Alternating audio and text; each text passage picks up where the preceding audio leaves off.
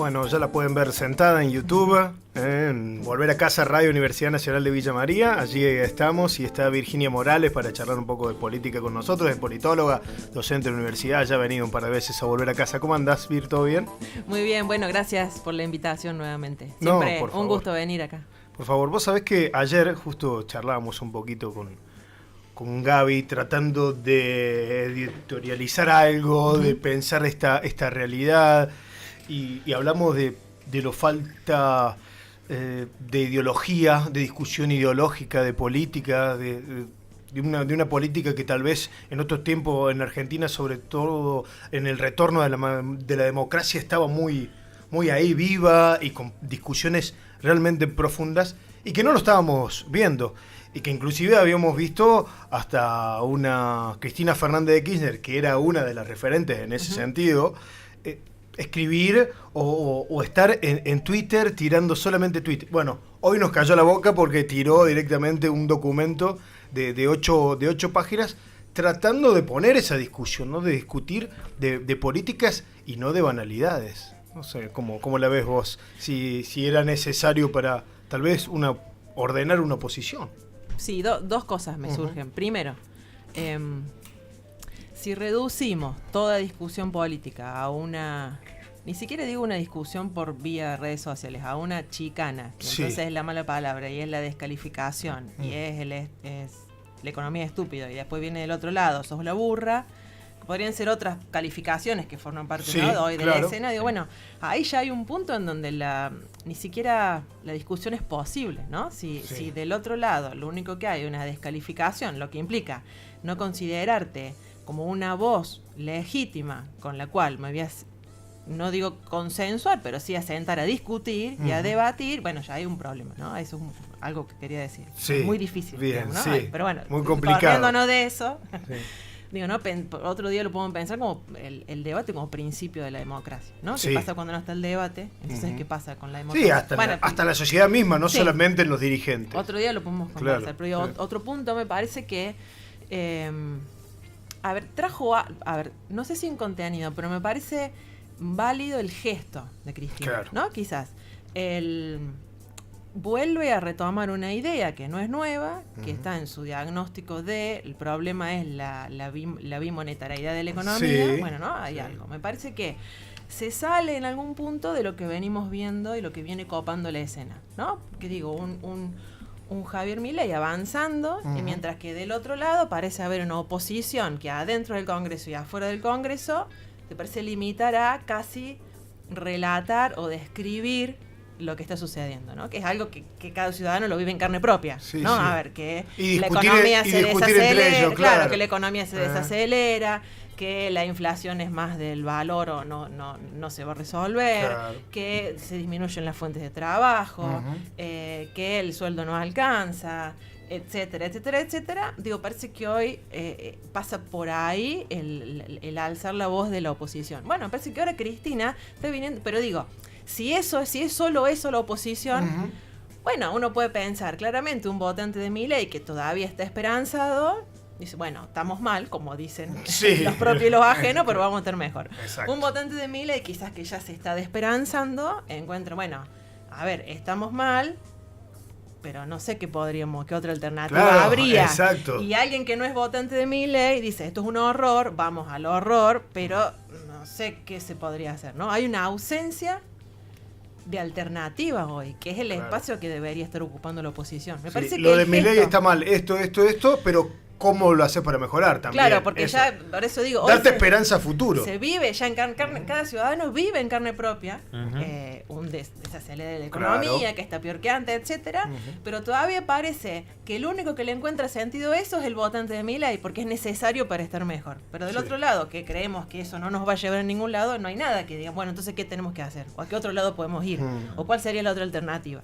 Me parece entonces que quizás Cristina no trajo ningún contenido nuevo al debate, pero sí hace el gesto de intentar salir de solo decir lo que estamos viviendo, ¿no? Sí. Entonces, al menos aporta otro diagnóstico, ¿no? Porque, a ver, puede parecer frente hoy a la realidad cotidiana bastante como liviano tener que debatir si la inflación es monetaria, un problema monetario o no, pero digo, de ese debate y de cómo construyamos nuestro diagnóstico, se derivan las decisiones políticas y la ejecución de las políticas públicas. Claro. ¿No? Entonces, si lo vemos así, no es menor. Entonces, si el problema es la bimonetariedad, entonces el problema no es la inflación. La inflación es una consecuencia o un efecto de una causa que está en otro lado. Claro. ¿No? Y entonces, ahí ya hay otro. Entonces tenemos otro diagnóstico que, repito, no es nuevo, pero como gesto, me parece que está haciendo algo que la oposición no estaba haciendo. Es al menos debatir el diagnóstico. Después podríamos preguntarle, entonces, ¿qué deberíamos hacer? Y además hay un sector de la oposición que solamente hablan de sus compañeros o de otros opositores sin hablar casi de Milei, por ejemplo. Exactamente, si te acuerdas que en campaña charlábamos, bueno, el tema, el significante casta, el término de la casta, el problema de la casta, le venía a hacer mucho sentido a la gente porque nos permitía explicar y resumir todos los problemas y lo mal que estábamos, ¿no? Entonces, detectábamos cuál era el problema y de ahí se deducían entonces lo que teníamos que hacer para mejorar. Bueno, hoy no hay, sigue habiendo, y en ese momento la oposición hacía campaña diciendo al mal lugar que nos va a llevar esto. Claro. ¿No? Y hoy nos está diciendo, bueno, estamos yendo a ese lugar. Bueno, pero hay una ausencia de al menos intentar inscribir en el debate, en la escena, en los medios, en los reels, en los Instagram, una alternativa a eso. No hay que señalar así, este es malo nada más, si no tenés que dar. Bueno, pero una alternativa a eso. Y creo que hay, por eso digo, como gesto, me parece que Cristina se despega de algo que que viene copando como estrategia de la oposición. Quizás el problema de eso sea que Cristina hoy sea la única que parece estar intentando hacer otra cosa. No deja de ser un problema. Sí. Porque hay que construir una alternativa electoral de cara al año próximo, ¿no? Sí, así es. Sí, y pienso también en el tiempo que ha pasado, porque van casi 9 meses de gestión. Es poco tiempo si uno lo piensa en una gestión de 4 años, pero han sido sumamente muy intensos. Ha habido una situación de la que somos testigos y partes y sufrientes en lo económico y en lo social.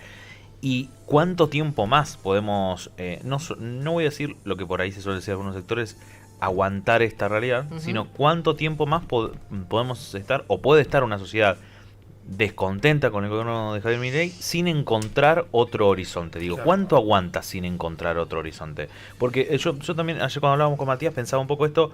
Guarda que esto de Milei, todo lo que vos decías recién, ¿no? ¿A dónde nos va a llevar y demás? Y bueno, después, si hay un descontento ya después con Milei y todavía no hemos podido construir otra cosa, ojo que no se jubile todo el resto de la clase política que nos ha quedado, ¿no? Digo, ¿y qué va a pasar con esta dirigencia? Porque por ahí la dirigencia está hablando mucho del nombre propio, peleando con los compañeros. Exacto. Y bueno, por eso, puede haber mucho descontento. Pero si no hay cómo canalizar ese descontento, uno puede decir, bueno, es la escena del Guasón, claro, donde cada uno salía a hacer. Pero también es una escena conocida en la Argentina de casi camino de ida a una apatía política muy grande. Sí. ¿Por qué ese descontento? ¿Se va a traducir en otra, digamos, en que el votante lo va a dejar de votar? Si es que ya no está bastante instalado eso. O se va a traducir en que, ¿para qué vamos a ir a votar?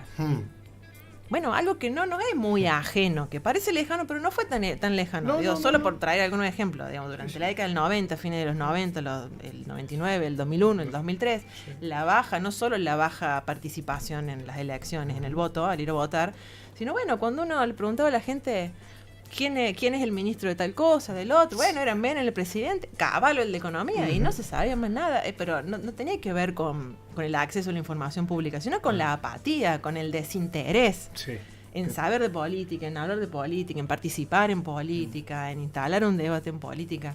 Entonces a mí me parece que el gesto de la oposición porque se lo escucha, bueno, pero son solo 8 meses, podemos esperar otro tiempo.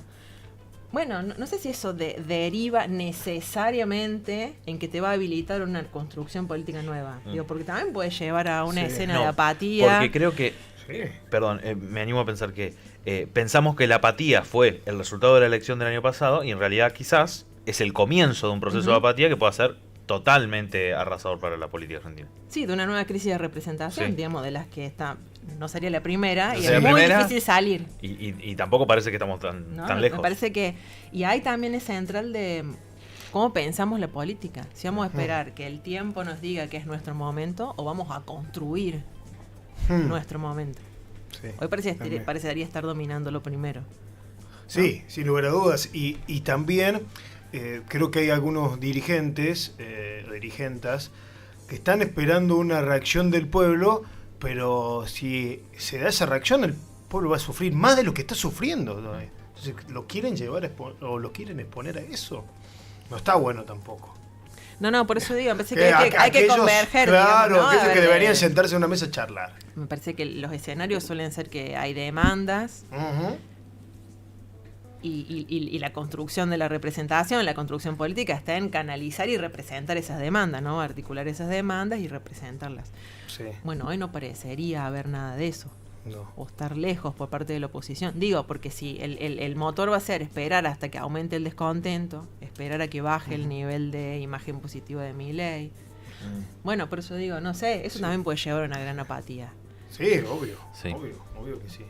Sí, también pienso en las discusiones que se dan en el Congreso de la Nación, porque por ahí a veces uno ve, o esta mañana lo escuchaba en una entrevista, un fragmento, escuché una entrevista a Martín Lustó, estas cuestiones, por momentos parece que hay algún sector opositor que está construyendo en masa hacia adelante. Digo, la comisión de inteligencia la semana pasada, ¿no? La bicameral de inteligencia la semana pasada, terminando y accionando, Martín Lustó presidente, vicepresidente, los dos de Unión por la Patria. Pero inmediatamente, ayer por ejemplo, Unión por la Patria bajó al Senado de la Nación buscando debatir la ley de financiamiento universitario, no acompañaron los otros bloques y hay una convocatoria para la semana que viene. Entonces es como un día nos ponemos de acuerdo, se ilusiona la gente que puede haber una ilusión y tampoco. ¿Será entonces que no todo pase por el Congreso y hay que empezar a buscar líderes en otro lado, hay que empezar a buscar caras en otro lado? Bueno, al menos la historia argentina, la cultura política argentina nos viene a recordar que los líderes nunca han salido del Congreso necesariamente, ¿no? Quizás la historia del siglo el pasado, digamos, ¿no? Son de grandes movilizaciones populares y de debates políticos que se dirimen en la calle, no lo digo por la violencia, ¿no? Sino por las movilizaciones, digamos, los organismos, movimientos, sectores que acompañan siempre a sectores políticos, pero no siempre en ese encuentro. Sí, además también por eso mismo cultural que decís, y ayer un poco lo traíamos a colación, la necesidad de liderazgos también. De que haya como un mesías o alguien a quien seguir. Sobre todo esto, me parece, mucho pasa en el peronismo. Sí, en el campo nacional popular, ¿no? Claro, los movimientos sociales. Ahí mismo.